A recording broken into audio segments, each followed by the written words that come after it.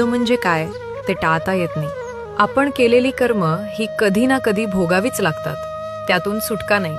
म्हणूनच असं झालं नसतं तर बरं झालं असतं, असं केलं असतं तर आयुष्य बदललं असतं, हे सगळं विसरून जा. कारण जे झालं ते तसंच होणार होतं. ते आपल्या पूर्वीच्या कर्मफळाचाच परिणाम असतं. कंसाचा वध केल्यानंतर जेव्हा श्रीकृष्णाने वासुदेव देवकीची कारागृहातून सुटका केली, तेव्हा देवकी भावुक होऊन म्हणाली, कृष्णा, तू स्वतः परमेश्वर आहेस ना, तर मग तू कधीही कंसाचा वध करून आमची सुटका करू शकत होतास. मग 14 वर्ष आमचं दुःख का वाढवलंस? यावर श्रीकृष्ण हसून म्हणाले, माते, गेल्या जन्मी तू मला 14 वर्ष वनवासात का पाठवलं होतंस? देवकी चकित झाली. ती म्हणाली, मी तुला वनवासात कधी पाठवलं? हे काय बोलतोयस?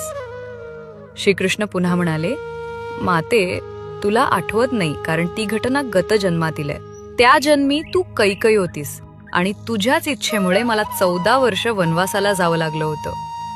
हे ऐकून देवकी अधिकच थक्क झाली आणि म्हणाली, अरे, जर मी कैकई होते तर त्या जन्मी कौसल्या कोण होती? श्रीकृष्ण मंद स्मित करून म्हणाले, माते, त्या जन्मीची कौसल्या म्हणजेच या जन्मीची माता यशोदा, जिला त्या जन्मी 14 वर्ष पुत्रप्रेमाला मुकावं लागलं. तेच प्रेम या जन्मी तिला माझ्या बालरूपात लाभलं आणि तुला पुत्र असूनही त्याचं सुख उपभोगता आलं नाही.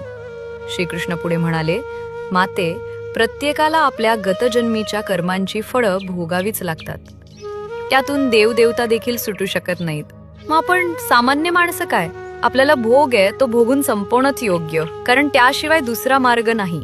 गतजन्मातील पाप ही भोग रूपानं समोर येतात आणि ती भोगल्याशिवाय नाहीशी होत नाहीत. कृष्णम वंदे जगद्गुरुम.